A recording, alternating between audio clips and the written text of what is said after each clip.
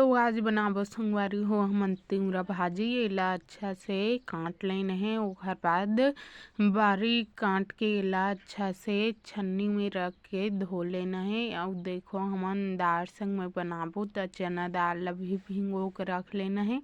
और एकर बाद भांटा प्याज टमाटर हरा मिर्चा लहसुन तैयार कर लेना है। और गैस में कढ़ाई ला चढ़ा के अपन हिसाब से तेल ला डाल लेना है। और हमारे इसने नवा नवा वीडियो देखे बार हमारे चैनल ला सपोर्ट करो संगवारी हो। और सब फोरन ला डाल लेना है।